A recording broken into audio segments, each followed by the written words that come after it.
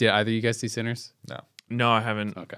You're gonna have to see Sinners. I haven't been to a movie theater in so I think since COVID. What? It's all just you saying that. Well, you were invited to a movie theater. You just didn't show up. Well, I haven't been to a movie theater. Not wrong. What's funny is I haven't been to a movie theater since that time. Yeah, because you're scarred. Yeah, you never invite me anymore. You're scarred by media's not showing up to your movie date.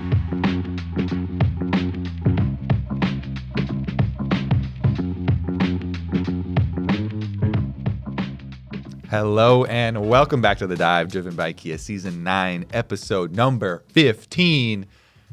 Trumpets, please. We've got a new Hall of Legends inductee.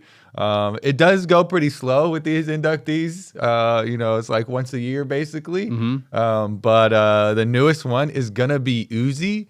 And there's definitely some controversy about this one because he never won Worlds. But on one of the metrics that these inductees are judged by is like cultural impact. And for a lot of people, at least older generation, Uzi really inspired so many AD carries, insane mechanics, and had a really big impact. Yeah, I mean, I think it's one of those things where it's like people when you're like popping off on mid lane, you're like, I'm Faker. When you're like popping off on AD carry, you're like, I'm Uzi, right? And I feel like it's one of those things where, to me, we have been around now as a game, as a sport for like quite a long time, right? And most of the fans who are watching now will not have really gotten to watch Uzi in his heyday. And I think it's hard to understand the impact that he had when you just look at his accolades. Like, this guy didn't even win Worlds. Like why? What's the big deal? Like, what are you talking about? If you didn't really watch him when he was around and understand the impact that I feel like he had on pro play. Like, every pro, when Uzi would go to Worlds, when he was playing at his best, you talk to any pro and they're just like, yeah, our bot lane's just getting fisted every single time by this guy. Like, it's unplayable. Like, all the auto spacing memes, I feel like, came from like Devil talking about Uzi and stuff. That was Piglet. That was Piglet. Oh, you're right. Just like people talking about Uzi just fighting you for every single CS in lane, like every single game.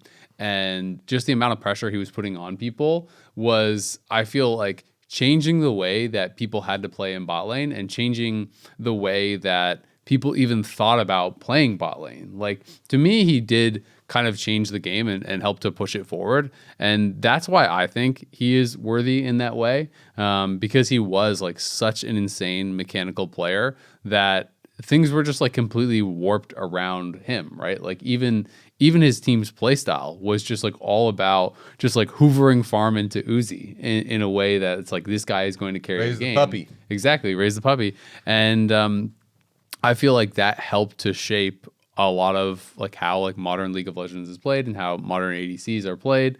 And I think that you can't just judge off of titles or it becomes super boring, right? Like, we're only doing one player a year, thus far with Hall of Legends. So the reality is it's going to be really hard to get all the deserving players in, right? There's tons and tons of players who are deserving.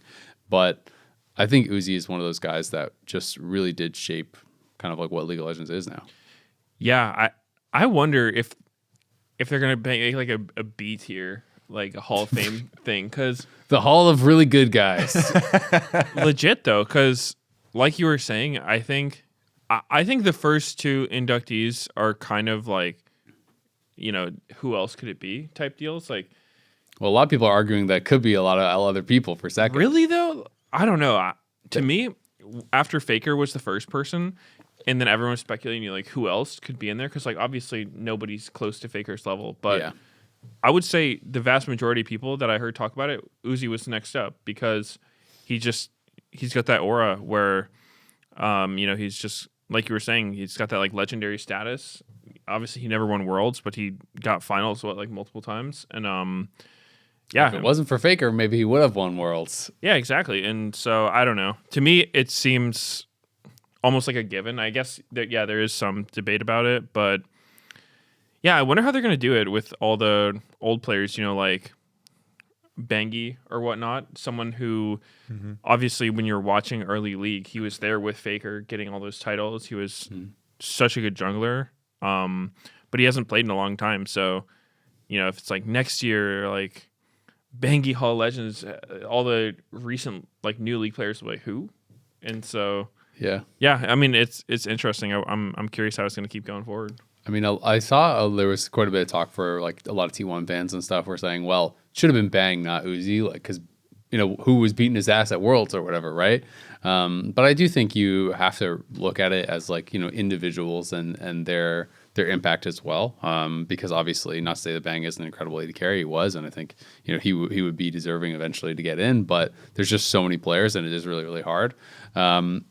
And it's interesting to see if it is going to change or evolve over the years to try to like accommodate for all of the players that would be, worthy of getting recognized, right? This isn't like a standard Hall of Fame, but obviously, in traditional sports, when they do Hall of Fame, there's, into classes, right? Yeah. You induct a number of people each year so that you can be able to recognize, more of these incredible players, right? So maybe there is some way to kind of do that too. But I feel like there was always going to be a lot of talk for whoever was second, because like you said, Faker is such a clear, in a way, like best player in the game that no one can debate it. The only debate around Faker was like, well, some people were saying you should never induct like an active player. It has to be someone that's retired. I didn't really agree with that, so it didn't bother me, but it's like, he's just so clearly the GOAT. But then when you go below him, it's such a drop off as far as like how definite it is, that there's always going to be debate, right? And like, should the next player be like Amada or something like that, or should the next player be someone who, is still playing, like, oh, like Zayas is so dominate, should he be in there? Or like people talking about, Caps, right? Best Western player ever, should it be Caps next? Like, I think it just depends so much based on like what your criteria are. I just had an idea that I thought was kind of funny, because if they do end up changing the pace of adding people and adding classes, I think it would be really funny if like one of the metrics, people are like, all right, since Faker was the first one, the next class, you have basically add up people that you think add up to one Faker. Faker's worth of getting into Hall of Legends. It would be a lot of so you're like, one Faker. Yeah, you're like, okay, so yeah, Def definitely deserves to be in there. Ruler deserves to be in there. And then the real hard part is you have to like, okay, well, how many of these guys do we got to stack on top of each other to affect a single Faker or whatever to get in there? But yeah, there's definitely a lot of names that are deserving as well moving forward. But excited to see where it does go, because I don't know, like the Hall of the Legends get the like crazy, super skins, and then the people that stack up just get like a ward skin with their face on it, Well, one of them is like the arm of the skin, the other one's the other arm. Whoever is the biggest gets the face. That'd be kind of funny. Yeah. Well, I think it's deserving, and I'm excited. I know they have the documentary coming out around it. And they did all kinds of content for the Faker one, so I'm hoping that they will do like a lot of these kind of like famous Uzi moments and stuff that people can like kind of have that nostalgia and watch back, and maybe some of the newer fans who didn't actually get to watch Uzi when he was at his best could go back and enjoy some of that too. Yeah, definitely. I've also been really enjoying a lot of different things I've been watching and playing lately. I got to talk about Clair Obscur, because this game is actually so insane. I think you said you're playing it too, right, Medios? Yeah, I played it a week ago or so. Okay. Like, I think, I don't know what your take was, but I've played basically every major RPG, like single player RPG that has come out, since I was like a kid. And I think it's one of, if not the best that I've ever played. I think it might actually be like my most, it's definitely recency biased a bit, but like might be my favorite single player RPG I've ever played. Like, I think the story is insane. It's super creative. The game visually is gorgeous. They've like innovated on how turn-based RPGs are. The combat is actually super fun and like challenging, and I think really, really good. The characters are cool. The music is amazing. Like, this game blew me away. When people were hyping it up, I was like, this is so stupid. How can you say something's like the best? Some of my friends are saying it's the best game of all time, period. And like, top 5 games of all time and stuff. And I'm like, this is so stupid. Like, how can you say that? Like, there's a billion games I play. I'm like, you know what?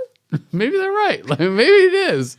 Yeah, I feel like, like, I think anyone who's going to be releasing a game this year is going to consider pushing it to next year because like Game of the Year is kind of It's a lock. It's completely locked in. That's why GTA got pushed back. Surely, yeah. Genius. No, but for real, I don't even think you're exaggerating with anything you said. I think I'm a similar way, except for the fact that I don't play a lot of single player games. Like for me, it's really rare that I get into a single player game.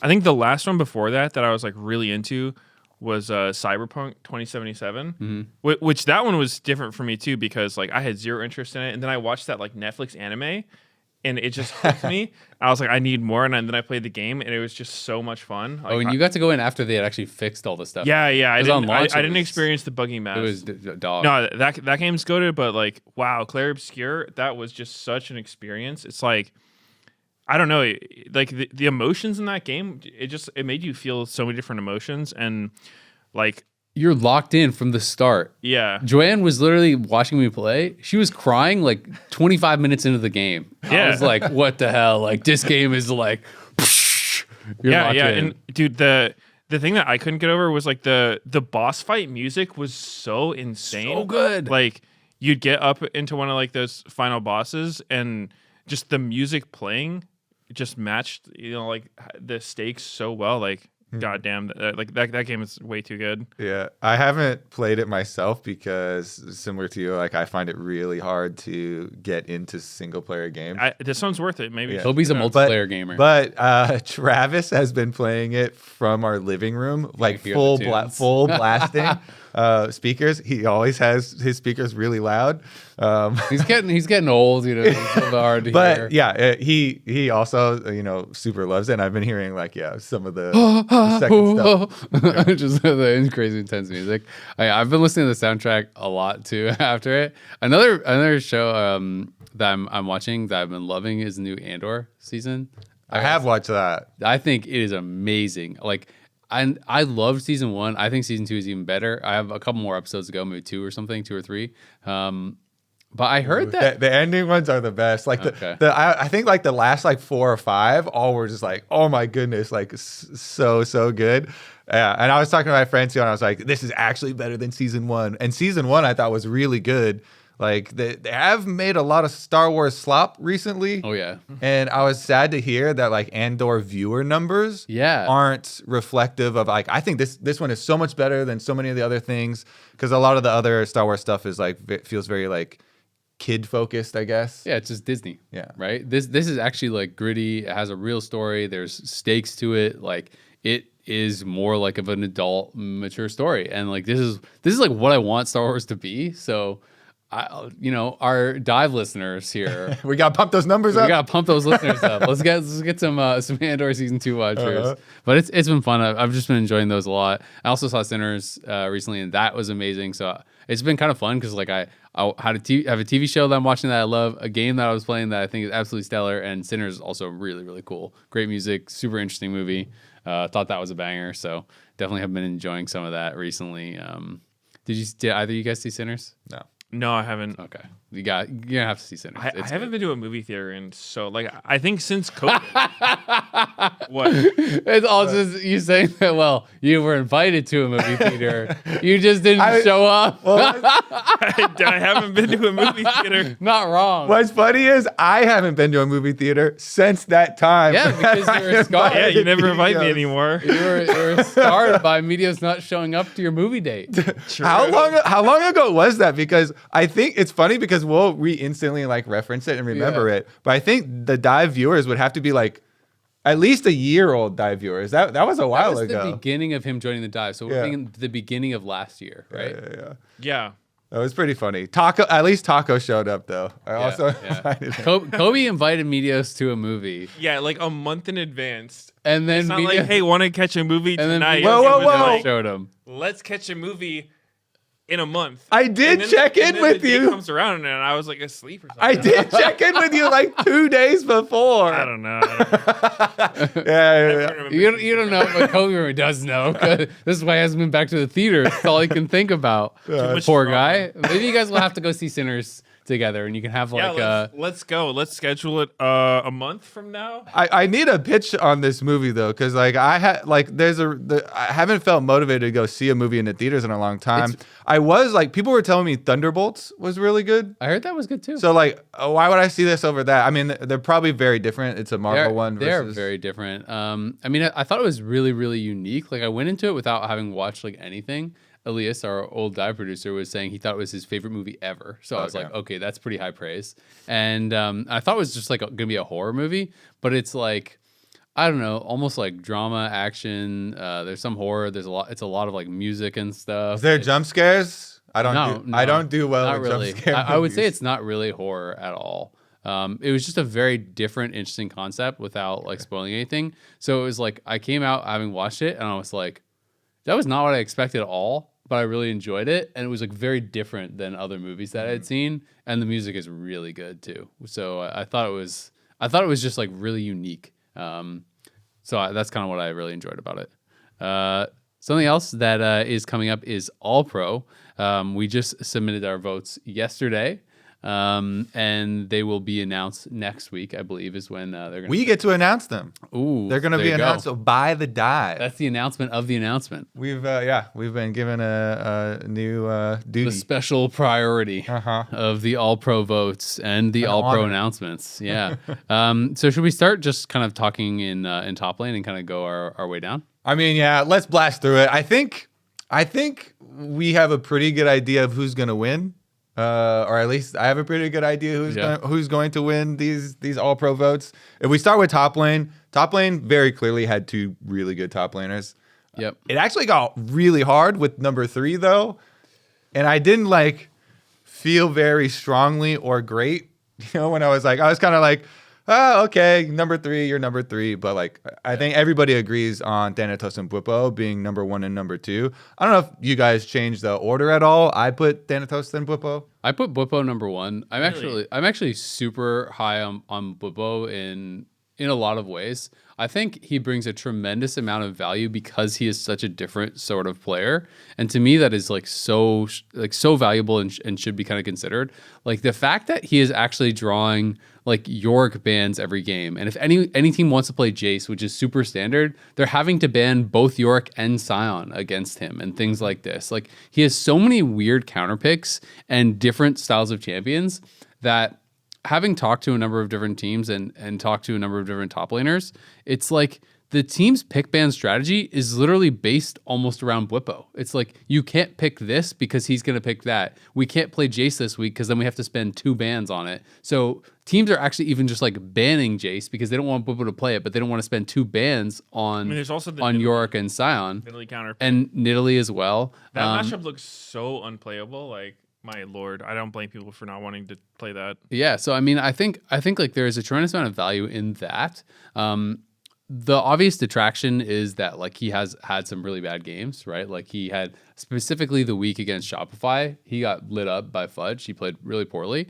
But I think if you're looking at the, like positioning phase plus group phase, like the whole split as a whole, there is not a single player who like didn't have a bad game or some bad games. And even Thanatos, like his Ornn game, he got absolutely rocked by Bwipo, right? Like, so I do think it's just really, really interesting. And like when I look at, the Thanatos versus Bwipo matchup from the C9 Fly series, I think a lot about even just how, to me, the pick ban kind of like shaped that. And I felt like Bwipo's flexibility allowed him to, to get Thanatos on Ornn, where it's like that is not his bread and butter, like that is not necessarily his comfort. I think Thanatos' biggest strength is clearly like his laning phase, and I think mechanically he's better than Bwipo. He's an extremely impressive player, but I do put a huge amount of value on the way that I think Bwipo like warps how you have to play the game and how you have to make decisions about playing the game. Even on pros, Quid was talking about how, it's like he thinks Bwipo is the best top laner, and I think he said he was maybe even his MVP because he's like, if he gets a winning matchup, you just like can't play the game. Like the amount of pressure and stuff on the map is really interesting. So yeah, and I had Bwipo number 1. Okay, I mean, I would put Thanatos number 1, but I think they're both worthy. I hear you. Like, yeah. I didn't think about it from that perspective where, yeah, I do think his amount of pressure he puts on the map is something that's like I wasn't really factoring in because I think Thanatos to me just seems like, by far the best laner in the sense of like he plays the carries. He'll play Gwen, Camille, whatever, and he can blind everything. Yeah, and I think that most top laners are not able to do that or do it effectively because like we've seen Ambessa, I think in LTA has had like one of the worst win rates so far, and she looks like a bait pick almost all the time, but like Thanatos actually pulls it off, and I think it's just so hard to do that. Be able to take these champions who are like maybe their matchups aren't that great, and you have to get really ahead for them to be useful. So being able to do that and then also just be super solid, like every time this guy's renekton, he's like 30 CS up on everyone else in the game. Just super insane laner. So I would put number 1, but yeah, I mean it would for sure be him and Bwipo top 2. And yeah, I thought all your points, Azale, about Bwipo are super valid. Like his he has just such a different play style, and I think the way that he affects the entire map. Like one of the plays that stuck out to me a lot was his second Italy game. Obviously his first one against Fudge. That one just stuck out for a different reason. Yeah. That one wasn't great, but it was like a lane swap situation where I think that the normal play would have been to just go to the lane swap, but his just ability to recognize everything happening on the map and just understand the moving parts and how to create the most pressure, I think sets him apart from a lot of people because he went mid to catch a wave because Quad was on recall, and then he could have just went back to catch his top wave, but instead he recognized that like there's a big stacking wave bot and he can go bot, participate in a dive, and then it turned basically just like an even lane swap situation into like a 3-0, just completely blow up in the game immediately type thing. And I feel like almost no player would see that angle that he saw. Like there's so many different decisions he had to make for that whole play to happen, and that I think takes like a really like high game IQ player to recognize the kind of thing. And I think Bwipo's really good at that kind of stuff. So yeah, I think it's totally fair. Yeah, I still had Thanatos up there.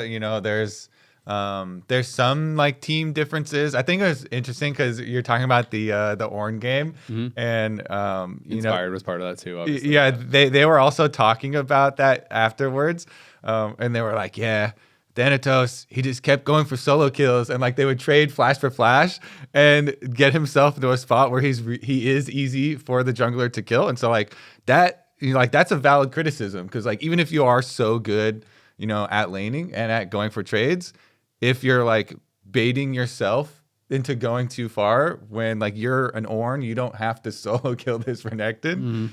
Then yeah, you're kind of like putting your team, giving your team a little bit of a burden that's kind of like unnecessary. And Bwipo really does have a good like holistic view of the game. But yeah, those two, I think everybody agrees, top 2 for sure. Number 3 was hard. I ended up putting Impact, even though Impact had so many bad games. It was painful for me as I was going through the other options, because once you get to number 3, all of the top laners have had some really bad games. Yep. And you think of like, oh, Fudge recently had some really good games, like you're talking about versus Bwipo especially. Yep. Who we have rated so highly. A lot of these like more recent games for Fudge have been so good. But then I was thinking of like his Gragas Zonyazing multiple times in front, and then like a lot of the early games, I was like, oh man, were those worse than like the Impact feeding games? Because those were like also really horrendous. And so that's why number 3 was just difficult for me. I don't know. What'd you guys end up with? I mean, it's tough. I guess overall it would still be Impact number 3, but I don't know. Like, I was honestly thinking Castle is one of the people that came to mind, because obviously like Disguise is just really a sad team. This split, it felt like as a team they just didn't ever get it together. But Castle individually kind of impressed me with a lot of his matchups. And obviously, like if you go to his match history for the split, it does not look very good, and it's hard to justify putting him there. I mean, but PSG won one game, right? Like, yeah, I mean they were literally getting farmed by everybody. But I don't know, when I would watch their games, Castle did impress me. I thought that, just the way he maneuvered the situations, it just made me think that if you took Castle out of DSG and put him on, FlyQuest or C9 or something. Immortals. Not Immortals. Not Immortals. But I mean, even then he could win like 3 games. Even if he's on Team Liquid, 100 Thieves, if basically any of the top 4 teams, I think he would look really good. I think he would actually be probably in the discussion for top 3 if he was on a better team. But obviously, it's like, what ifs. I think anybody on a top team is going to look better than they do on a bottom team. But I don't know, like Licorice has had a pretty rough split. I couldn't put him up there. Sniper, he's all right. Impact, a lot of feeds. So I don't. Yeah, 3 is hard, but 3 probably Impact anyway, just because he's Impact. He's a go. Like I don't know. He shows up when it matters. I guess like he's the kind of guy who's like double if spring split doesn't matter. Like he's phoning it in. But I feel like this has been his worst year ever in NA though, to me, like by a lot. Like I think, as far as like the always he shows up when it matters, and it's like, well, it's a regular season award, so we're obviously not considering the other stuff, but traditionally, he always had been good in playoffs, and he always had been good when they did international. He was horrible at first stand. That's true. He was horrible, and he was bad during the regular season split. I think this is his worst international performance, his worst regional performance. I think Impact definitely, we'll have to see how he does in playoffs, because maybe he just is back to normal Impact, and he's just doing great in playoffs, and he's like super rock solid, and he's playing all his matchups well.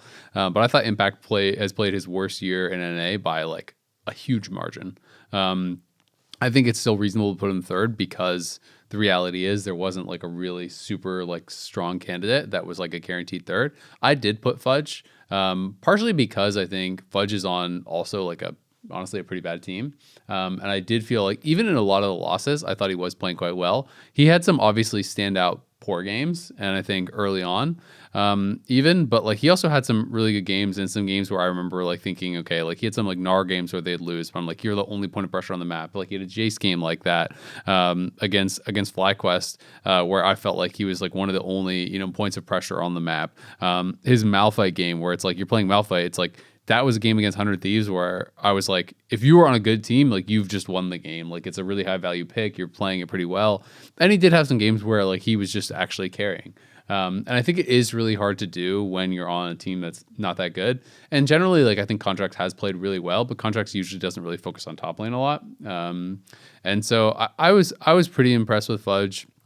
There is easy things to point to as far as like detractions from him, but I think the reality is like you guys have said, there is for every single third team candidate. Sniper, I feel like is another guy that warranted some consideration, but I feel like honestly Sniper just didn't have a very good split. I feel like he was the lowest performer on 100 Thieves as far as like consistency. I don't think he is the reason that they were like losing all their games or anything like that. I think that's more of like shot calling or just kind of team play issues, because like 100 Thieves is weird since as individuals, a lot of them look really good, but like as a whole, they just haven't been that good. But yeah, I ended up going with Fudge, and I think third team is interesting because it's like clearly Cloud9 and Fly are the best teams, and they're going to have like every member in All-Pro, and it's going to be dominated number 1 and number 2. So third team is where I felt like there was more flexibility and like more ability to kind of like, okay, who's someone who deserves recognition? I think Fudge is never going to win the award, to be honest, because I just don't think he's going to get enough votes. Most people will go towards an Impact or something, but I feel like it feels nice to recognize when someone's been improving. For sure. Yeah, I mean, he like you said, he has had some games where he is carrying. I would say he has had games where he has carried harder than any game that I've had in this split. Yeah. I had Impact actually carry, right? Yeah. So I guess the the bandwidth there is pretty high. So yeah, like I said, that third one was definitely tough to do. Mid lane, I felt like watching the pros episode this week. They had 3 mid laners on there. They had Skipping Quid, jungle. they had Quid, Palafox, or true. I'm just solo lane prio. Okay, we can do jungle first. I thought that the pros episode was cool though, just because it had the 3 mid laners, and they did talk mid about lane council. We can talk about mid lane first. Doesn't matter. Okay, because they. And Raz actually brought this up directly. They seem to really kind of underestimate, or I don't know, maybe for their perspective, it is correctly estimate Loki as a lot lower. And they were talking about, they didn't have him in their top 3, which I thought was quite interesting.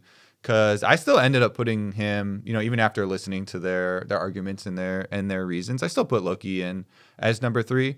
I did the quad Quid Loki pack, which I think might be very standard. With maybe a little shuffling around of order for people.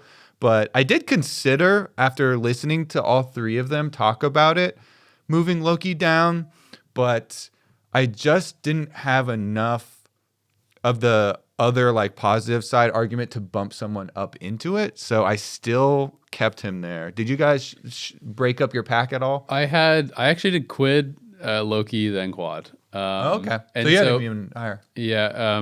So I did Quid first, then Loki second, then Quad third. I did my votes, and then I watched pros after last night, and so I was kind of interested. I mean, they were fairly negative on Loki, and it was APA, Palafox, and Quid that were on there. But I felt like just in general they were pretty negative on Cloud9, which was kind of a bit surprising to me. Just even in the way that they talked about Thanatos at some points, I thought was kind of surprising. Overall, they were pretty positive on Thanatos, but yeah, they weren't super high on Cloud9, and maybe that's just because of what they see in scrims and stuff or what. But that's also what's kind of interesting about all-pro voting is that it's generally speaking, pros base their votes almost exclusively on scrims because a lot of them aren't really even watching the stage games. They're focused on their own prep and things like that, whereas the casters are voting exclusively on the stage games, right? So it is kind of like that mixed kind of result. For me, I think Loki actually played quite well throughout the split. I felt like Quad was solid, but I feel like he didn't look nearly as dominant as he did last year. And that it felt like he kind of took a little bit of a step back. Not that he's playing poorly, but he just didn't feel like the reason that they were winning in a way that he did last year for me. FlyQuest felt way more driven by jungle top to me. And then their bot lane's just super solid, and Quad was super solid. And I felt like they were kind of more there. And to me, the reason that I was weighing Quid more heavily is I feel like Quid is such a driving force in 100 Thieves games. When I look at him as an individual, clearly 100 Thieves is a worse team. They lost a lot more games, so there's gonna be things you can point out. But I feel like he is making things happen for his team in a way that the other mid laners don't.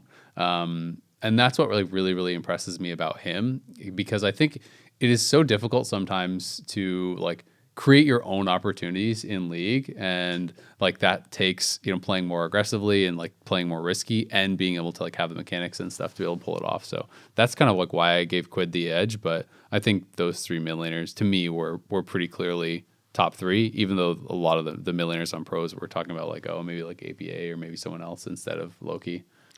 APA really.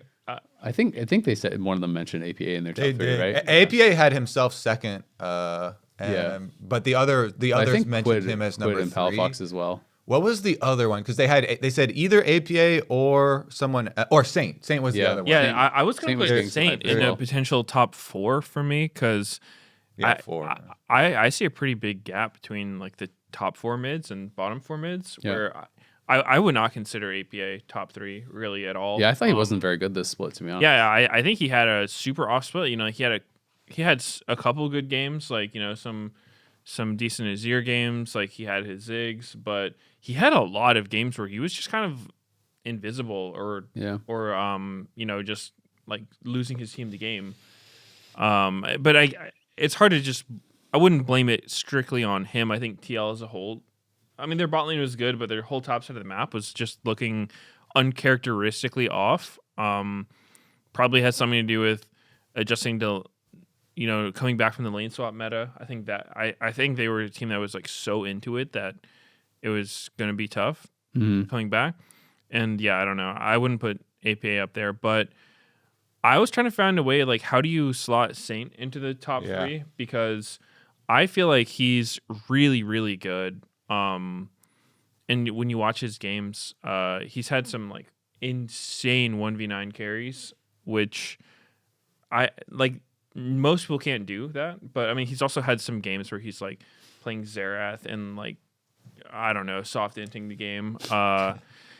So maybe he doesn't deserve top 3, but I feel like definitely at least an honorable mention. But yeah, the order is tough for me. I would go like Loki, Quid, Quad probably, because I don't know. Watching Quid actually, I think watching 100 Thieves, they're really entertaining, but actually I get so mad watching their games because of their throwing. Yeah. And the way they throw, I don't know who's calling it. Somebody on their team is calling it for sure. And it's like, if I was playing against 100 Thieves, I would say like, okay, if we're ever losing, you know what? Even if we're winning, just make a 5-man play somewhere. They will react wrong, like incorrectly to it every single time, no matter what. It even happened this past weekend where they were like hard winning the game, and then like the other team made a 5-man play top against them, and it's like, okay, great. They're actually trolling. They're overgrouping for nothing. They didn't even get a kill off, or I think like they killed Sniper off of it. And then 100 Thieves is like, nah, we're gonna all show up. We're gonna TP in, and River's like, you know what? I'm gonna walk into all of them as Trundle and Suicide. And I'm just like, this team is so tilting to watch, and a lot of the time it does start with Quid getting caught, which is why like I would take some points off of him. That's totally fair. Because it's like, you can be a really good player, but if you get caught and then bait your whole team to die repeatedly, it's hard to say you're a good player. So yeah, I don't know. I mean, it's hard to overlook his just complete hard carries though. So he's obviously very good, but yeah, I don't know. Like watching 100 Thieves games actually just like, it's so painful. I had a kind of a similar thing for both Quid and Saint, because I saw it almost as like, all right, they've got one of those like those augments that is a boon, so they can be stronger, but there's also it's Kiss Curse. There's also a curse to it where it's like, oh my god, you can have a 25 stacks Medjai's game as Saint, but then you can also have there's a 3% chance or 5% chance or whatever that you're gonna have this like big mega throw or whatever. And so I was like, oh man, so these guys got some really higher peaks, but then there's also some chances that in order to unlock that higher level, they had to sacrifice something. And they made that bargain, they made that deal, but definitely very good. And I thought mid lane was definitely a lot more stacked than top lane. When I was thinking about going from solo lane to solo lane, top lane was tough. Yeah, I was like, there are so many more arguments for players in mid lane here. It definitely felt a bit crowded. Yeah, I considered Saint as well. The only thing I will say on Saint that really, at the end of the day, I felt like, how can I was trying to justify to myself, like, is there a way I can bump out one of these other guys for him? And while Saint had some really good performances, Saint never had really good performances against those top 3 mid laners, I felt like, for the most part.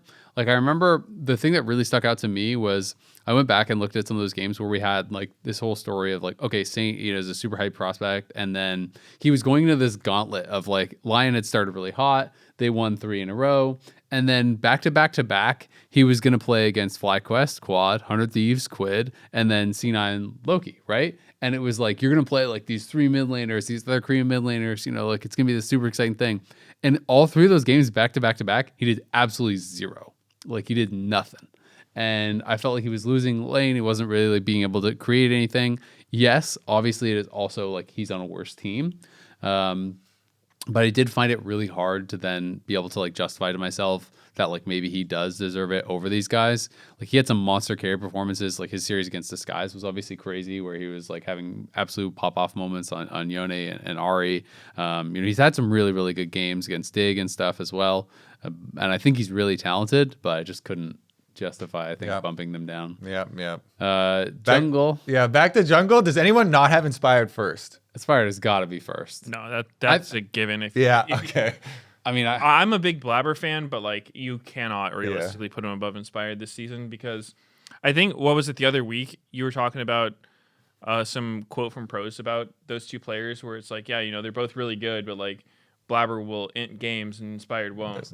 And that's kind of true. Like when was the last time Inspired had just a really bad game outside of, solo queue where I've heard it's more common, but in pro, I don't know. This guy is just way too solid. He just doesn't do bad plays. Like he's just always doing what his team needs him to do, and I think that one's pretty much a given. It's also too the fact that every pro when you talk to them about FlyQuest, so many of them just like put their hands in the air and they're like, oh, we can't do anything. Like Quid just this week on pros was like, yeah, it's like impossible. He said we can beat every team except FlyQuest, and he was like, yeah, our map we can't play the map at all versus FlyQuest. It's impossible. And a lot of people credit Inspired, for that aspect of FlyQuest. Yeah, I mean it's interesting. I feel like the pros that I talk to that are detractors from Inspired will just be like, well, you know exactly what he's going to do. He's just going to like clear all his camps, and then he's going to base, and then he's going to clear all his camps again, and then he's going to base. Like they're like, he doesn't have to do anything, and he can play that way because he has 3 winning lanes, and like so it's so easy. So like that's kind of what I hear from detractors of him. But that being said, it's like he is super efficient. He plays incredibly well in all of the fights. It always feels like he's right place, right time. I feel like he is what you want from a jungler, and to me, he's the driving force of the best team in the league. I feel like he's the MVP, right? And I think there's not really any good argument that another jungler should be put above him. I did feel that Blabber was my number 2. Like he was my clear number 2. And I think Blabber still played really, really well, though he does have some of those moments that you can criticize. Like overall, he's incredibly impactful. I think he does kind of play that similar style where he's going to play that farm heavy style, and he's going to execute really well in team fights. Number 3 is where I thought things got pretty interesting because I feel like Contracts has played really well, but I also think that River, like Quid, is super important to the success of 100 Thieves. So to me, that became a battle between those two players. And as much as I like wanted to give it to Contracts, because I feel like especially when you're playing on a much worse team and you don't necessarily have all these winning lanes, the fact that like Contracts was able to make good things happen and was like a carry in a lot of their wins and also playing well in a lot of their losses, I still felt like River to me kind of edged him out. But I did feel like that was really close and interesting. It's like I just think River is so fun to watch, and I feel like especially how he plays as Nefiri. I think he's the best Nefiri in the league. I feel like the amount of pressure he draws in these fights and how aggressively he positions and moves to like actually be able to always draw spells and the creative angles he finds for engages and stuff, I think make him a really unique player and make him super important to when 100 Thieves is playing well. That one is weird to me. Like when you look at River's games, he's gotten 6 Nefiri games. Like, how is he just getting Nefiri all the time? This champion, because it kept getting nerfed, and I think people were like, oh well, now you can give it to him. It's too weak. Yeah, but he's just the Nefiri goat. Maybe. I think Nefiri is just an absurd champion to the point where it's almost hard to judge someone when they're playing this champion. No, for real, because so many of the things, especially like Nefiri's a rule breaker, like a hardcore rule breaker. Like she is so safe that it's just an unpunishable champion. And then, you just have this, if somebody's out of position against you, like if you appear on Nefiri's screen and you're out of position, she'll ult you and kill you. And Nefiri can face check 5 people and then press W, E over a wall, and it's somehow good for her. Right. So I don't know. I feel like Nefiri is just a little too unfair that, I don't know. I like every time I watch her, I'm just like, yeah, this is not normally. So I don't know. I mean, the W is super cooked. I just think. Yeah. I mean, I think River is a good player. He'd be in my number 3 as well. But it's just like looking at his games. It's just like how. But on principle, you hate Nefiri too much to give him credit for it. It's just like I don't know. When I see him doing well on Nefiri, I'm not like, damn, River's a beast. I'm just like, damn, why can he do that? I mean, I agree with you. It looks crazy, some of the things he gets away with, but I feel like then you have to abuse it to the maximum, right? And to me, it's like he does position in ways that like it looks so ridiculous that the other team can't help but just spend their stuff on him. Like he literally just ults into the middle of everyone in some of these fights,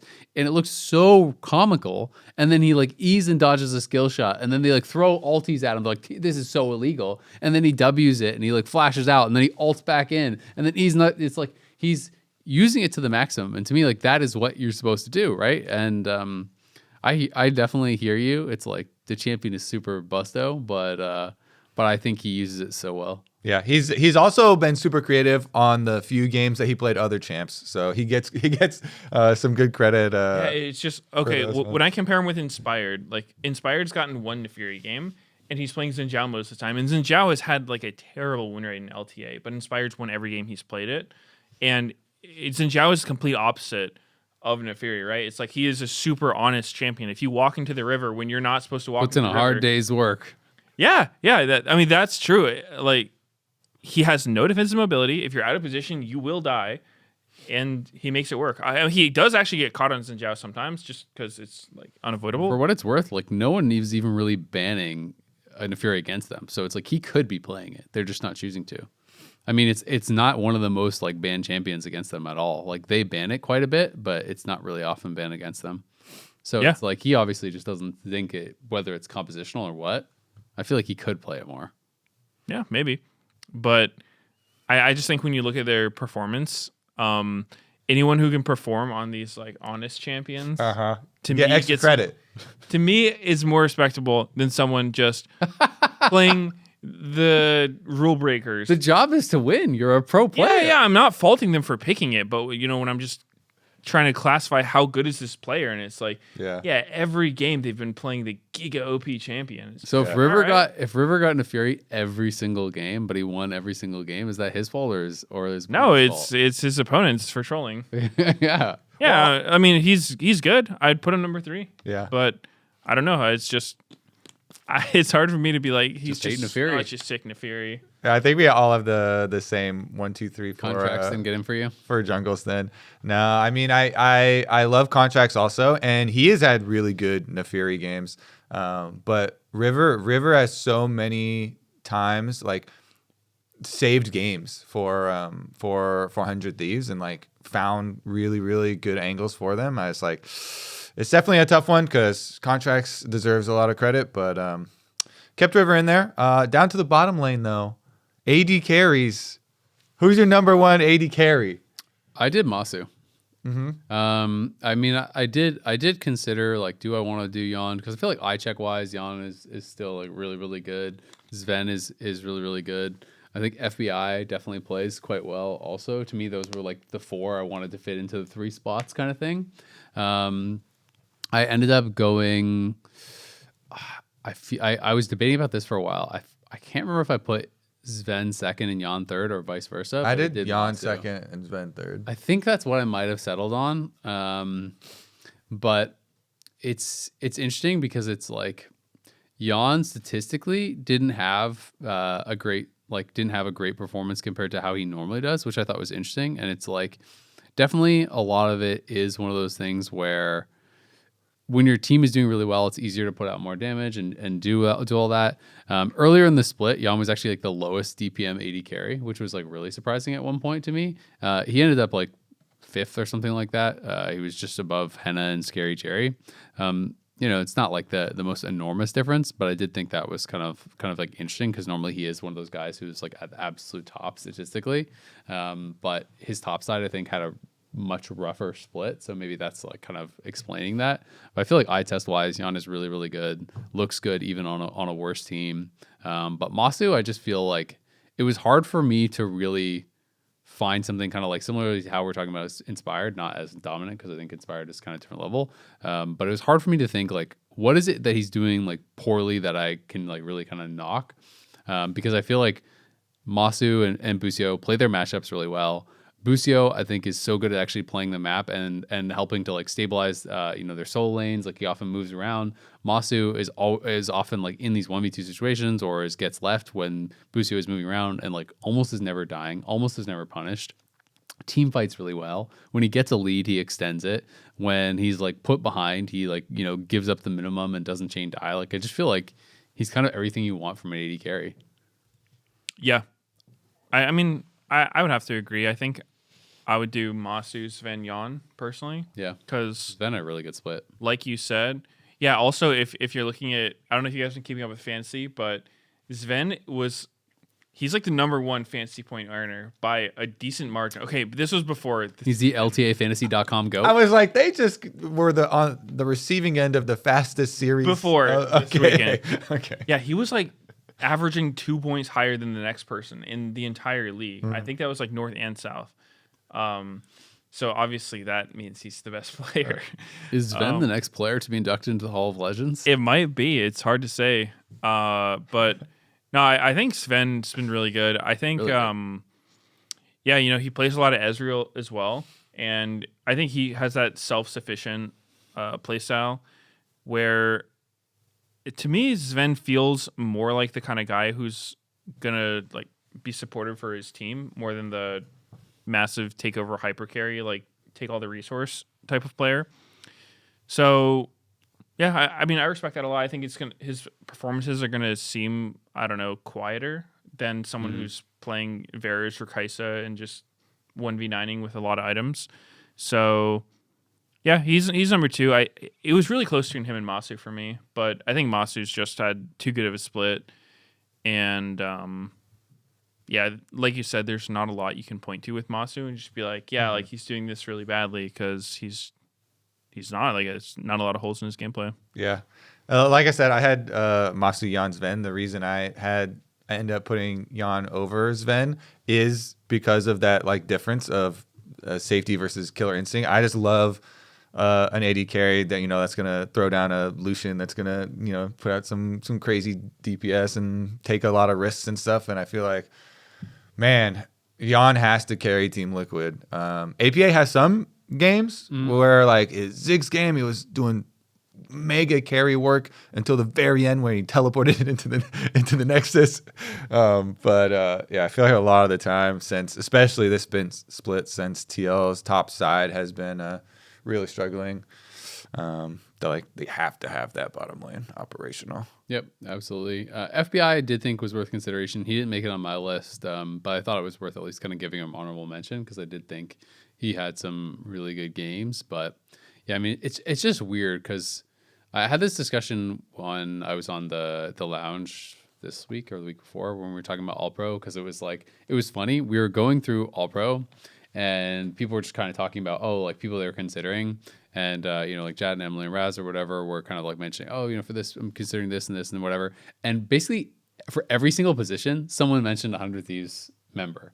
And I was just like, not this was not like an attack on them or anything. I was just like, as like a thought process, it's like, okay, how can every member on 100 Thieves be potentially top 3 in their role, but also the team looks like this out of sort?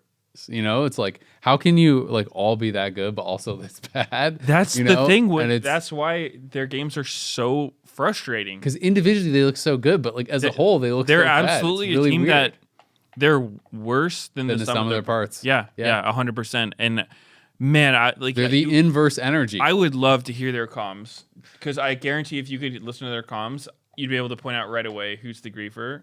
Unless it's just a collective effort, then they'd all be griefers. But yeah, something about it. Someone on their team, I swear, just needs to say something isn't right here. This guy's caught. Let's not throw the game trying to save him. Like, let him die, and let's reorganize. And caught is the perfect word because they were mentioning it also on this last episode of Pros with all the mid laners. We're talking about AD carry, and they're talking about FBI. And, they're like, oh, yeah, and we consider FBI. But then he always gets cocky and will get caught out later into the game. It's almost like one of those players where it's like they count on, some way to get back into the game. They're like, all right, let's go look for FBI. Because and they keep mentioning cocky. I don't know. I guess it's just like in the mid game. Then Movement he, with his positioning, he's just like, all right, I got my couple items now, and so he steps out into a more vulnerable position, or like, you know, he walks up to get the mid wave or something. Yeah. That's looking juicy. But then you think about, you know, you're always talking about Quid also. Oh, well, he has a tendency to get caught, and then you're like, wait a second, a lot of the 100 Thieves members, they're all doing it. Wait a minute. wait a second, can I have that River would if he wasn't on Neferi.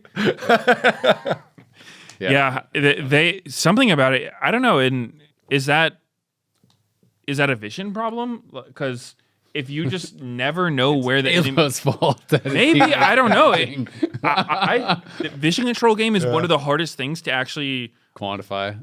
Yeah, well, especially when you're watching from, you know, like the God view, the viewer experience, Yeah. because you don't like, yeah, you can see where their wards are, but you can't really gather their vision. But if a team is just routinely like walking into the other team being like, oh, I didn't know their whole team was in this bush, obviously that's a pretty big problem. Yeah.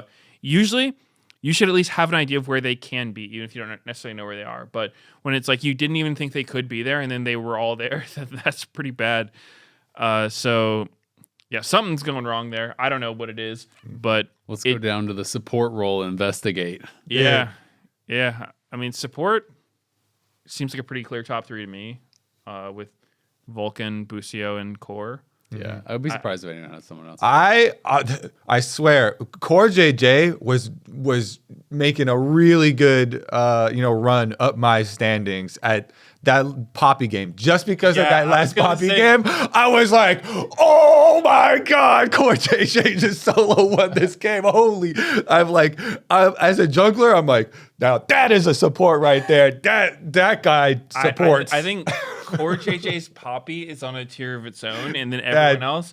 But that shit was crazy. When he saw him Poppy, he's the only support who solo won a game. I was like, just because that, like, I almost was like, he's number one. I didn't end up doing it, but I really wanted to do it. It was so funny hearing APA talk about it too, because he was saying that Core just kept doing this in solo queue over and over and over, where he would just do this level 1 invade and go fight the jungler. And APA was like, you are trolling Core. Like, he's like having him in his games doing it. He's like, you gotta stop doing this. Like, he's like, you know, he thought it was bad, right? But he was like, Core was convinced it was good and just like kept doing it. And he's like, turns out it was good. So it was pretty funny, because those games can go weird when you do those kind of invades and it goes bad. Yeah. You can solo lose your team the game. 'Cause I was playing some Warwick top a while ago, and I was watching this. There's this Korean challenger one-trick Warwick guy who does it like every single game. If he's on red side, he walks into the enemy blue and will just like try to like do these games. And you can just make the game so bad for the enemy jungler, but also sometimes they collapse and you just die and go over first blood for free and your game is cooked. But it is high risk, high reward, and Core definitely got he hit the high reward. He got the jackpot. Yeah. Yeah, definitely. I mean, I don't know if he can do that with other champs. I mean, he's had some Renata games where he'll like go and harass.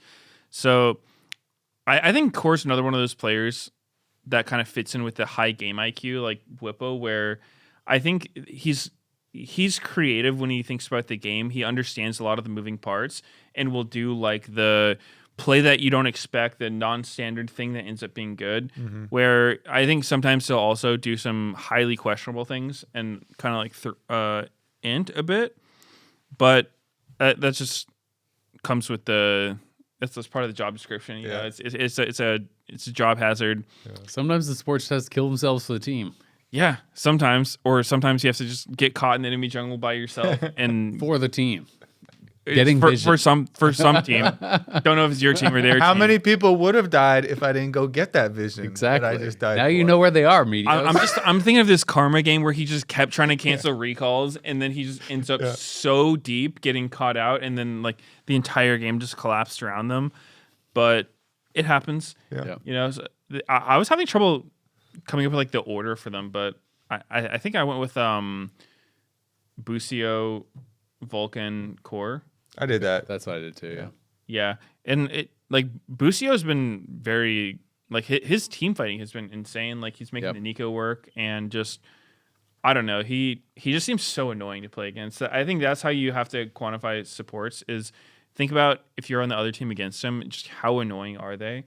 Are they just everywhere? Are they just doing obnoxious things? Are they hard to keep track of or whatnot? And yeah, he's been doing a good job of that. I also gave him extra points for you're talking about giving points for the core Poppy game. I give him points for his flexibility in a similar way. Obviously not as extreme as Whippo and stuff, but his Janna game I thought actually really fit in that draft, and I thought that was really smart.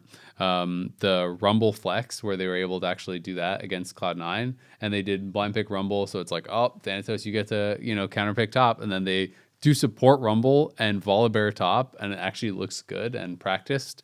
He can play hard engaged champs, tanks, like he can play as Alistar as Nautilus, like he played Rel. He can play Nico. He can play enchanters like Janna and Renata. He can play, more aggressive stuff like the Rumble. And I know from watching him a lot in solo queue, he's playing like Vel'Koz and Poppy, and like he's cooking all kinds of stuff. So I do think he really does kind of have that threat, and he's a very, very well-rounded player. And what he does on the map, I think, is also really important, because I do feel like he is so good at always, like there's these quietly important moments in 1v1 matchups where, like, at certain times you're going to be vulnerable in like Orianna versus Azir, XY. It doesn't really matter what the matchup is, where, okay, you're going to be out of mana in this matchup at this time, or you're going to be like really vulnerable to an all-in at this time. And I feel like Busio is so good at playing around those moments and being able to cover his solo laners at the correct times. So I feel like he's played really well, and he's a young player, but I feel like he's playing like a veteran. So I think it's pretty impressive for how good he's gotten, like how quickly he's gotten there. Yep. And for MVP, we already are all pretty much said. Inspired. I feel like Inspired is a lock, I think honestly. Everybody already has that. I mean, the other names that a lot of people were throwing out were Whippo then as like the secondary for FlyQuest, and Thanatos, I think, for Cloud9. But yeah, I think it has to be Inspired. So we're going to take a quick break, and we will talk about the playoffs matches coming up right after this.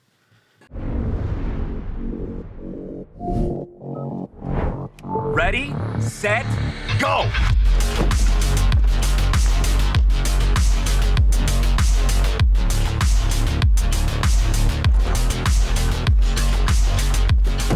I'm at 47%. Oh, I'm on 63%. Man, I'm at 50%. Boom! 80%. Winner! The Kia EV9 can go from 10% charge to 80% charge in just 24 minutes with DC fast charging. Welcome back to The Dive, driven by Kia. It is time to talk about our first week playoff matchups, and also a bet that we are going to be doing to make things a little bit more interesting. And not only are we going to pick the team that we think is going to win the title, obviously C9 and FlyQuest are the front runners, so you only get one of those, but then we also get to pick a secondary team that we think is going to go the dark furthest. Horse. Exactly, our dark horse. And so Whoever is correct on all of them will just like win. But if all of us are wrong, then all of us lose. And so we're gonna do a spice bet here. We're gonna have some really hot peppers or something that our producer is gonna be cooking up for us, and all the losers are gonna have to suffer. So to be clear, you pick who is going to win, and then who is going to get the furthest. Yeah. That is not FlyQuest or Cloud9. Yeah. those are the rules. I'm going FlyQuest to win it. Should we do the first part first? What do you? FlyQuest. Because I think we're all gonna be C9. Whoa! Let's go. We knew that was gonna be the way it goes. We added the second part. That's why we added the second part, the spicy part. So I'm FlyQuest TL, are my dogs in the race. Okay. I would go TL as well, because even though they haven't looked good, they got their new jungler in now. Spawn's back. They look a lot better. Okay. Yes, Spawn's here. They got coach buff. Uh-huh. I mean, hell, maybe they win the whole thing, but that's not how these bets work. All right, who you got? Yeah. Since you guys are both going Team Liquid, I gotta go with the wild card. The most wild card. Too wild. You know what it is. Shopify Rebellion. that actually might be the most. I'm gonna go with the second most. I'm gonna go with 100 Thieves. All three of us have different then. They made the playoffs run last time all the way up into finals. So I got Fly TL, he's got C9 TL, and you have Fly 100. So we'll see. Somebody's gotta win, right? Surely someone's got to actually get it right and win. One of these people who watch this league full time will get this right. We'll find out, or we'll all pay the consequences. This Saturday, though, we have Fly versus Shopify Rebellion. That is going to be our first playoff matchup. This one seems very one-sided. I'm not going to lie, though. I will say on pros, Palafox says they are favored in this matchup, and I to me, I thought that was some crazy cope. Maybe it's That is like crazy cope. putting some bravado on, but he was seeming like, he said they're beating them in practice, I believe. He seemed pretty confident about their matchup. He felt like, if things go to our game plan, we can just win. And so he seemed pretty confident, which I was very, very surprised by.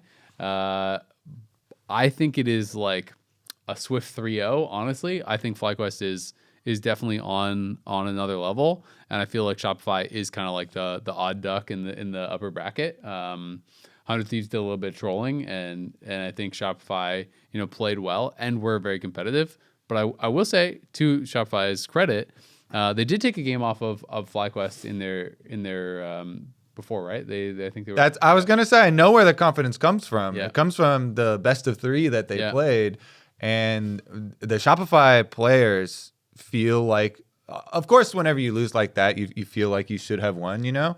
But yeah, that's definitely where the confidence comes from. One of the only 2 games in the whole split that FlyQuest lost. Yep, there you go. And I think a big part for me too, in talking about it a little bit bigger with Fudge, it really did feel like Fudge was really down on himself for the beginning of the split. He was playing really poorly.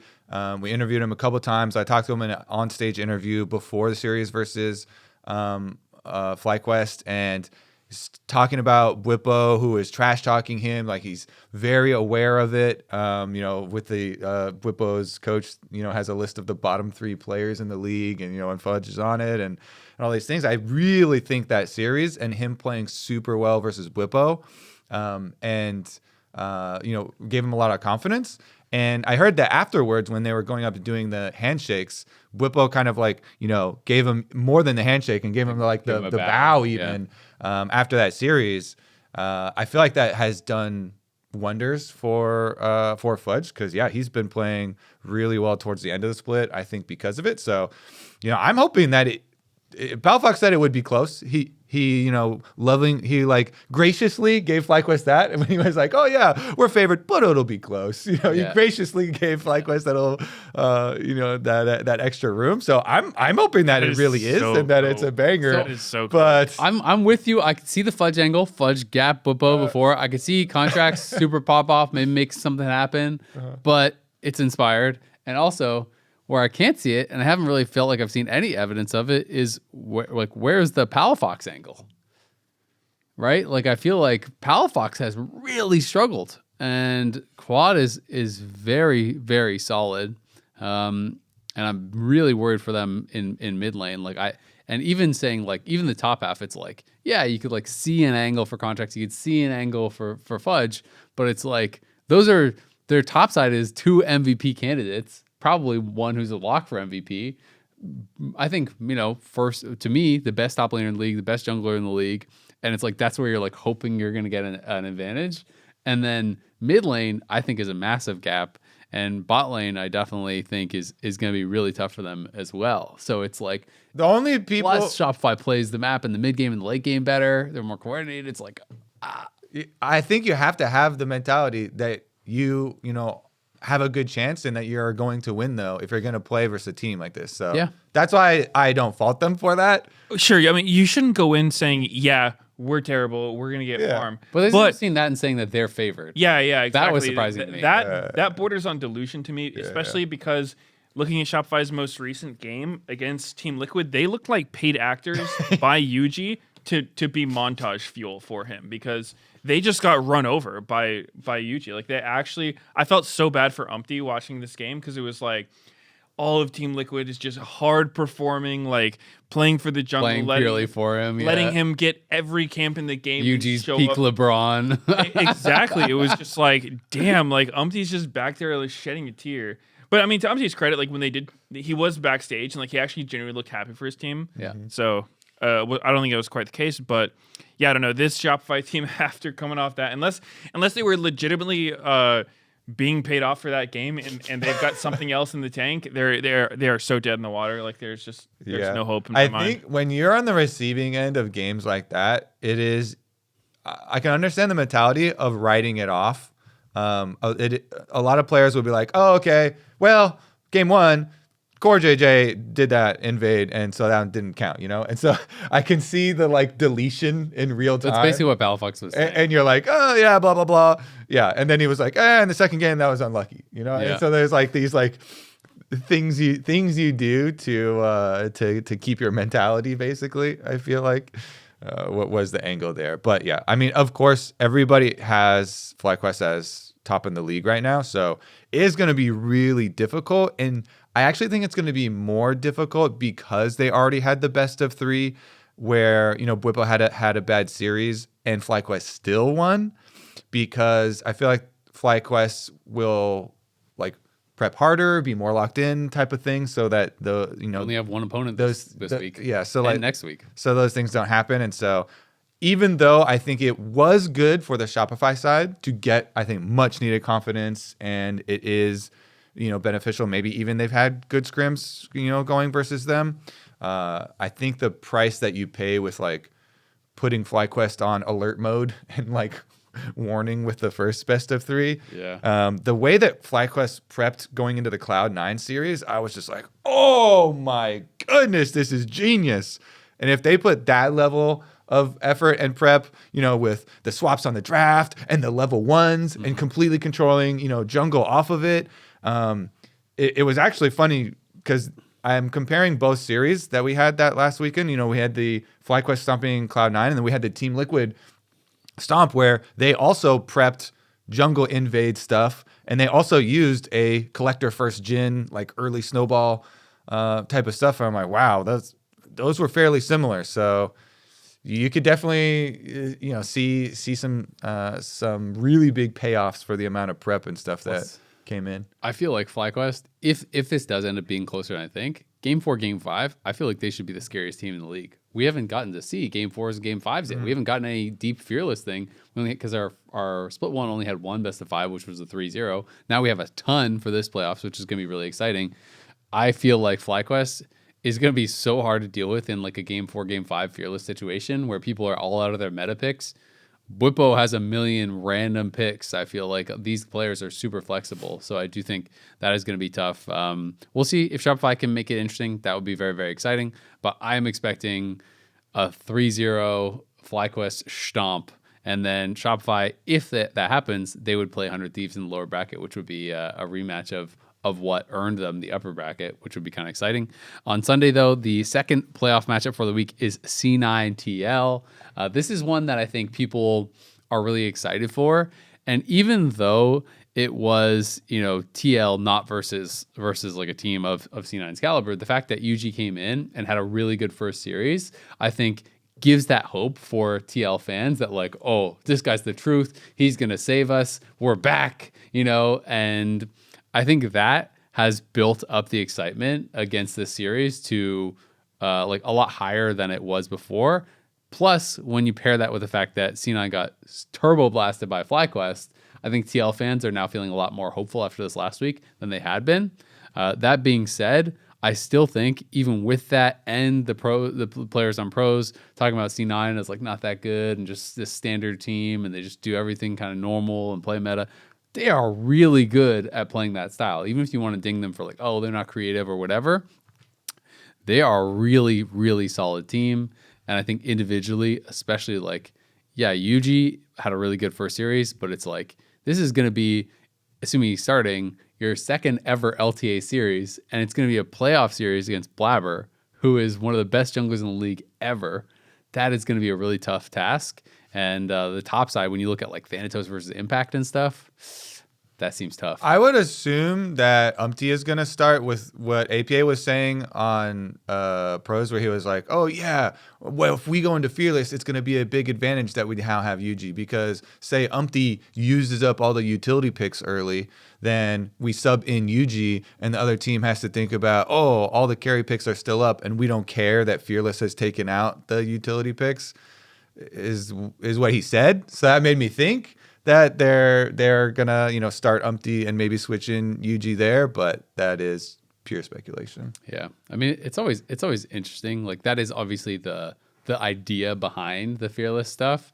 I don't really think there's a huge edge to be gained by swapping people back and forth in. Maybe I'll be proven wrong, but you're also like really telegraphing then, if that's truly what you're going to do, you're fully telegraphing what your draft is going to be, right? And that also has negatives to it. If Umpty coming in means Umpty will only play, Skarner or Sejuani, and like that is it, then like exactly what they're going to do. And if you're concerned about it, you either like ban it or you pick stuff that will counter it. Like, you know what I mean? It's like, okay, I'm blinding Lilia and you're going to pick Sejuani into my Lilia or whatever. You know what I mean? Like, well, that sounds horrible. And so now if I blind Lilia, are you then still going to do that? Or are you going to play a carry? You know what I mean? So like, there's ways around that. So like, I don't know if APA, if like, you're not going to say your real strategy on a piece of content before the thing. So maybe they will really do that. I don't see it as an edge personally. Plus, then it's like, if you did that and it's that world where Umpty comes in and you play the first 2 games, now imagine you lose the first 2 games with him. Now, UG, you haven't played a single game of League of Legends. You haven't played a second of League of Legends today. And now you're coming in an elimination match as your first ever playoff game and you're expected to reverse sweep. Get in there, champ. Like, good luck, buddy. Yeah. That I would be really shocked if they started Umpty, though. Like that. Just, I don't know why you would do that. That sounds so mean. It does. I don't know. I mean, just look at how they performed. It felt like all of TL is just like rejuvenated now that UG is in. Like it really feels like they're in some honeymoon phase. Like they look like a completely different team. Obviously, Shopify is not as strong of an opponent, but they were just all playing better. And yeah, I don't know. I'm kind of worried for C9. Especially after this last game, like, good God, that was rough. There's no way to sugarcoat it.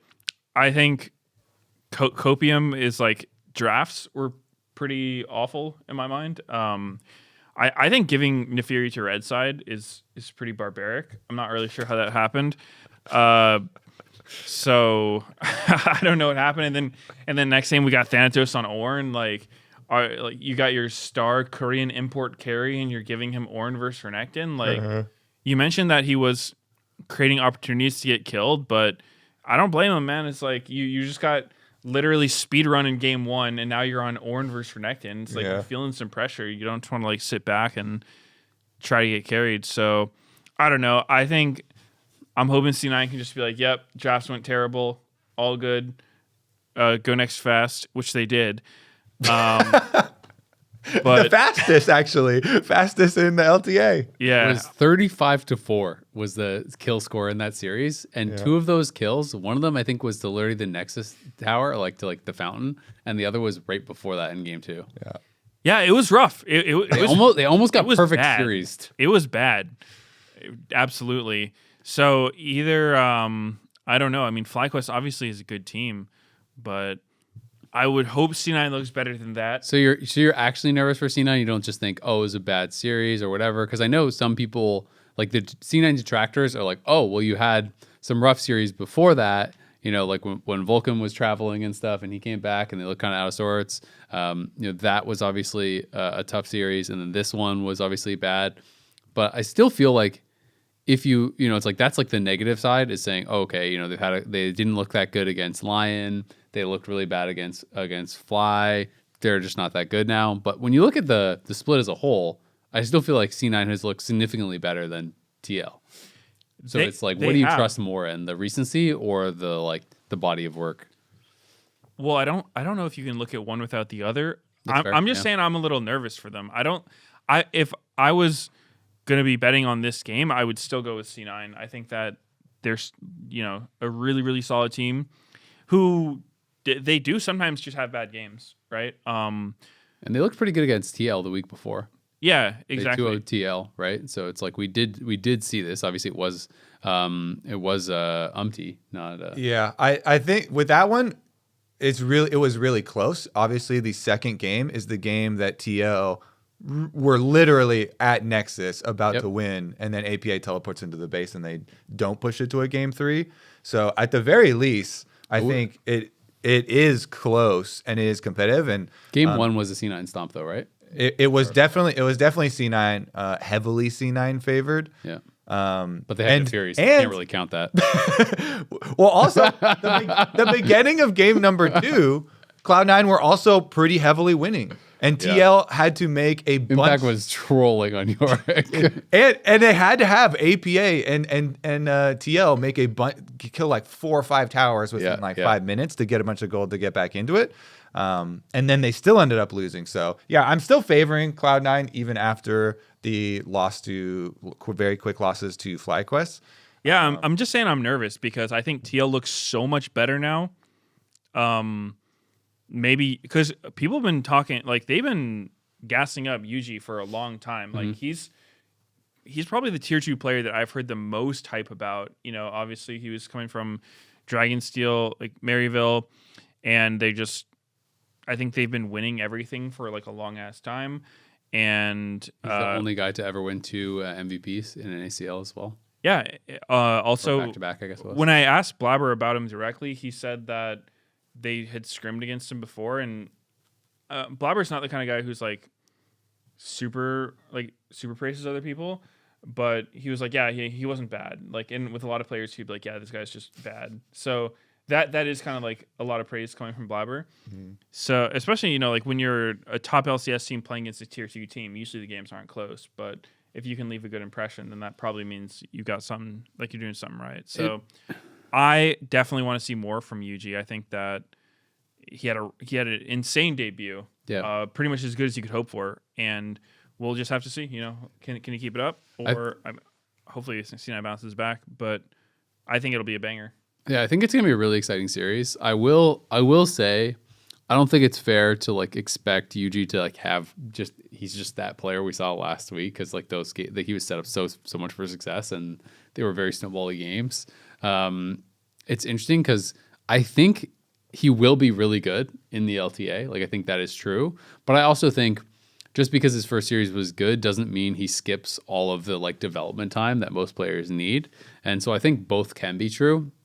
And I have heard from multiple junglers that scrimmed against TL when they were trying out Yuji, and also when they were trying out the mid laner. Multiple people told me that TL was straight up significantly worse than with Umti when they were in scrims, when they were playing with Yuji. And that's not necessarily to say like, oh, Yuji sucks, or oh, Yuji is worse than Umti. It's like, no, Umti's been playing with that team for quite a long time and has a tremendous amount of tier 1 competitive experience, right? He played in LCK and he's played here for a long time.